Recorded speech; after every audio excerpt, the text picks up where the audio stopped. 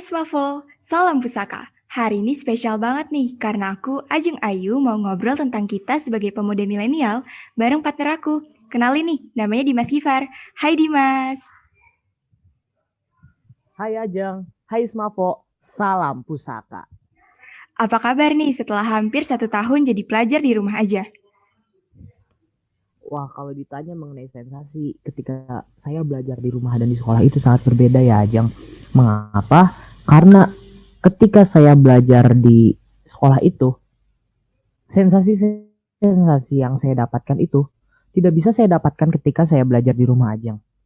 Lalu ketika saya belajar di rumah itu, saya tidak berdapat bertemu dengan teman-teman, bersenda gurau, dan menghilangkan penat dan kebosanan ketika saya di rumah. Begitu Ajeng. Dan pastinya hal ini dirasakan oleh semua pelajar Indonesia ya. Oh, pasti Ajeng. Hmm. Oke, karena Dimas sudah di sini dan aku tahu Dimas kritis banget soal politik Indonesia, dan memang kebetulan beberapa waktu lalu ada terjadi isu politik mengenai negara kita. Aku pengen tahu nih, Dimas tuh pro gak sih sama pengesahan Omnibus Law Cipta Kerja? Oke, Ajeng, terima kasih atas kesempatan saya untuk berbicara. Menurut saya, Ajeng, sebagai sudut pandang saya, pemuda milenial Indonesia, mengenai Omnibus Law ini, kita bisa lihat banyak terjadi kekisruhan kemarin mengenai pengesahan Omnibus Law ini di seluruh penjuru tanah air. Namun, sangat disayangkan karena masih banyak pemuda-pemuda milenial yang hanya menelan mentah-mentah mengenai pemberitaan Omnibus Law ini, yang seharusnya berpikir aktif, berpikir optimis, dan berpikir kritis. Bukan hanya dari doktrin-doktrin orang-orang yang tidak bertanggung jawab saja, Ajeng. Terbukti dari beberapa pelajar yang tertangkap, ketika ditanya mengenai apa sih itu Omnibus Law, dia tidak mengerti apa-apa, dan dia tidak mengerti apa sih poin-poin penting dalam Omnibus Law itu. Lalu sebaliknya, Ajeng, pemerintah yang membuat kebijakan seharusnya tidak tergesa-gesa dan mengadakan penyuluhan terlebih dahulu agar tidak terjadi kesalahpahaman antar masyarakat dan tidak terjadi kericuhan. Begitu aja. Berarti seharusnya dengan pengesahan Omnibus Law Cipta Kerja ini bisa memperluas lapangan pekerjaan ya? Oke Ajeng, merujuk pada konferensi pers yang telah dilakukan oleh Pak Presiden Jokowi 2 minggu lalu, Pak Presiden Jokowi menjelaskan poin penting dalam Undang-Undang Omnibus Law ini adalah untuk memperluas lapangan kerja. Kenapa sih Indonesia harus memperluas lapangan kerja? Karena 6,9 juta penduduk Indonesia belum memiliki pekerjaan. Dan 3,5 juta penduduk di Indonesia terkena PHK akibat pandemik ini. Begitu aja. Memang ya, masalah yang dihadapi Indonesia selalu banyak dan berat. Padahal udah banyak juga gerakan dari pemerintah, tapi tidak memperbaiki keadaan. Nah, ada satu hal nih yang bikin aku khawatir. Sektor pariwisata kita kan lagi meningkat pesat ya dari setahun terakhir, tapi setelah dihantam masa pandemi seperti ini, akhirnya hampir semua sektor pariwisata gulung tikar. Kalau di lingkungan Dimas sendiri, sektor pariwisatanya masih berjalan dengan baik gak sih? Oke, kita ketahui Ajeng, semenjak PSBB kemarin itu, bulan Maret apa Juli itu Ajeng kalau nggak salah, PSBB total. Semua tempat umum ditutup oleh aparat, termasuk tempat berekreasi. Banyak tempat pariwisata murah yang di sekitar rumah saya, seperti saya ambil contoh Cibinong Situ Plaza yang di samping kantor pemerintah daerah yang baru saja dibangun dan selesai pada bulan Maret. Itu sangat cantik aja, sangat bagus. Apalagi itu sangat menguntungkan bagi para pedagang yang ingin berjualan, dan juga sangat menguntungkan bagi penduduk sekitar termasuk saya untuk berekreasi murah meriah dan menghilangkan penat dari kesibukan yang ada, dari apa ya, kebosanan-kebosanan ketika saya di rumah. Itu sangat bermanfaat aja. Oke, dari tadi kan kita udah bahas ya dari masa sulit yang dirasakan Indonesia dan warganya. Sekarang kita coba berandai-andai nih.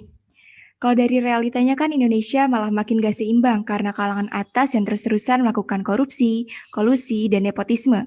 Dan kenyataannya pun di kursi pemerintahan banyak yang malah memperkaya kerabatnya sendiri. Kalau dari Dimas sendiri yakin gak sih setelah kursi pemerintahan berganti generasi, pemuda milenial seperti kita sanggup melakukan perubahan? Saya sangat optimis saja kepada para pemuda milenial Indonesia untuk tidak melakukan praktik KKN tersebut. Ketika mereka mengganti beliau yang duduk sekarang di pemerintahan kursi bidang legislatif, eksekutif, dan lainnya. Mengapa seperti itu? Karena para pemuda milenial itu sudah dididik dari zaman SD sampai kuliah untuk tidak melakukan praktik KKN yang sangat merugikan negara tersebut. Karena perubahan dari zaman Orde Baru ke reformasi itu suatu revolusi mental untuk tidak melakukan yang namanya korupsi, kolusi, dan nepotisme. Begitu aja. Kalau dilihat dari keoptimisan Dimas sendiri, sepertinya Dimas tahu nih tentang generasi emas yang diperkirakan akan terjadi pada tahun 2045 ya? Benar sekali Ajeng. Jadi apakah sikap optimis ini terbentuk karena lingkungan yang Dimas tempati itu memang suportif di antara sesama pemuda milenial? Boleh ceritain dong sedikit? Oke, saya bakal mengambil satu contoh. Saya mengikuti organisasi di sekolah yaitu OSIS. Lingkungan tersebut itu sangat sportif dan mendukung untuk mewujudkan Indonesia Emas 2045. Mengapa sih? Semenjak saya masuk organisasi tersebut di SMA, saya mendapatkan berbagai seminar bertemakan Indonesia Emas 2045. Kenapa sih seminar tersebut banyak tertuju pada kita? Karena 2045 nanti kita yang akan mengganti para pejabat yang sekarang duduk di pemerintahan sana, kita yang akan membuat kebijakan, dan kita yang akan menentukan jalannya bangsa ini bakal kemana. Jadi memang benar ya jika dikatakan lingkungan itu sangat memengaruhi pola pikir dari pemuda milenial seperti kita. Benar sekali Ajeng. Oke, sekarang aku pengen tanya suatu hal nih, karena udah ngeliat sikap yang sangat positif dari Dimas sendiri. Dimas sendiri itu udah mulai pakai produk dalam negeri belum ya? Dan gimana cara versi Dimas untuk mendukung produk dalam negeri? Jujur saya sedikit ya menggunakan produk dalam negeri gitu. Tetapi saya mengikuti sebuah arus pergerakan barang-barang dalam negeri seperti dalam hal fashion atau dalam produk-produk lainnya begitu aja.